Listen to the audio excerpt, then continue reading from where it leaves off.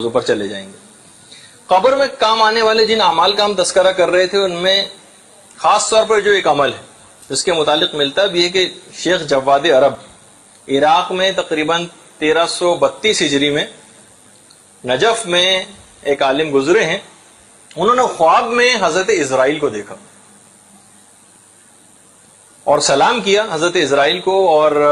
حضرت اسرائیل سے پوچھا کہ آپ کہاں سے آ رہے ہیں؟ کہا میں شیراز سے ابراہیم محلاتی جو ایک اور بڑے عالم تھے شیراز کے، ان کی روح کو قبض کر کے آ رہا ہوں۔ کہا کہ ابراہیم محلاتی کا کیا حال ہے، کس حال میں ہے ان کی روح؟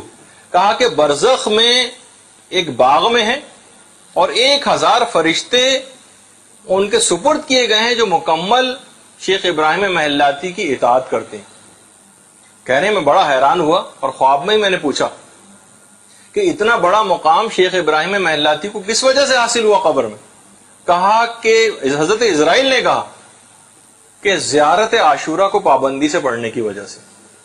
زیارت عاشورہ کی اتنی حد تک شیخ ابراہیم محلاتی پابندی کرتے تھے کہ 30-35 سال تک مسلسل پڑھی، اور اگر کسی وقت نہیں پڑھ پاتے تھے، بیمار ہو جاتے تھے تو ایک نائب مقرر کرتے تھے جو ان کی طرف سے زیارت عاشورہ کو پڑھا کرتا تھا۔ تو دیکھا آپ نے کہ قبر میں فائدہ پہنچانے والے اعمال میں سے ایک یہ بھی بہت بڑا عمل ہے۔ پھر اس کے علاوہ خاص طور پر علماء میں ایک چیز مشہور رہی ہے، وہ ہے انتقال کے بعد 7 روز تک فقراء کو کھانا کھلانا۔ علماء اس کو اچھا سمجھتے ہیں مردے کے لیے کہ 7 روز تک، حالانکہ روایات میں تو میری نگاہ سے نہیں گزری کہ 7 روز کا کوئی عدد آیا ہو، لیکن علماء میں بات مشہور رہی۔ اچھا بہت سارے دیکھیں نیک اعمال ایسے ہیں کہ جن کی طرف ہماری نگاہ بھی نہیں ہوتی کہ ان کا بھی کوئی قبر میں فائدہ پہنچ سکتا۔ پیغمبر اسلام ختم مرتبت صلی اللہ علیہ وآلہ وسلم فرماتے ہیں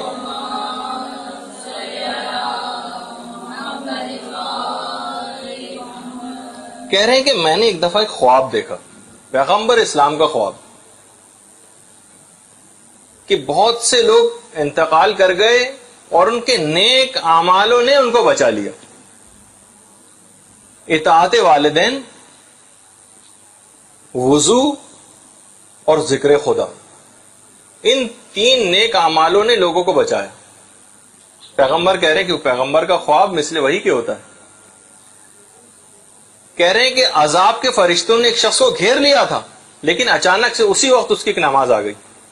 اور اس نے اس شخص کو عذاب سے بچا لیا۔ ایک شخص عالم برزخ میں قبر میں پیاس سے اپنی زبان کو باہر نکالے ہوئے تھا، اور جب وہ پانی کے قریب پہنچتا تھا تو اس کو ہٹا دیا جاتا تھا، یہاں تک کہ اس کا روزہ آیا اور اس کو بچا کے لے گیا۔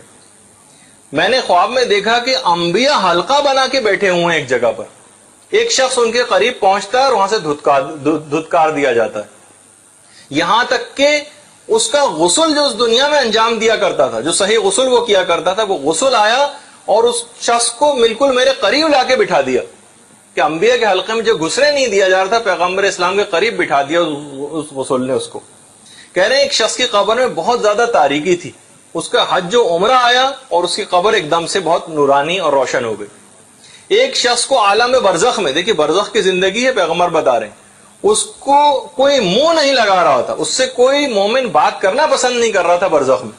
یہاں تک کہ اس کا صلہ رحم مجسم ہو کے آ گیا، اور صلہ رحم نے آ کر لوگوں سے، مومنین سے کہا کہ اس سے کلام کرو، یہاں تک کہ پھر تمام مومنین نے اس سے کلام کرنا شروع کر دیا۔ ایک شخص کے چہرے کی طرف جہنم کی آگ لپک لپک کے آ رہی تھی کہ اس کا صدقہ آیا اور اس کو بچا کے لے گیا۔ دیکھیے کتنے سارے اعمال کا پیغمبر ذکر کر رہے ہیں۔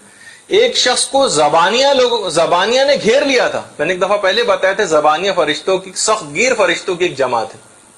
کہا جاتا ہے کہ خاص طور پر یہ ان افراد کے اوپر مسلط ہوگی اور کو عذاب دے گی وہ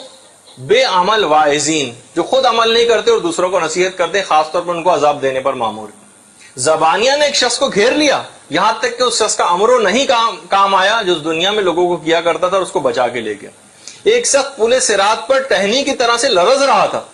یہاں تک کہ خدا پر اس کا حسن ظن آیا اور اس کو بچا کر لے گیا۔ ایک شخص جنت کے دروازے پر پہنچتا تھا اور پھر وہاں سے واپس کر دیا جاتا تھا اور جنت کا دروازہ بند ہو جاتا تھا، یہاں تک کہ توحید کی گواہی آئی اور اس کو جنت میں لے گئی۔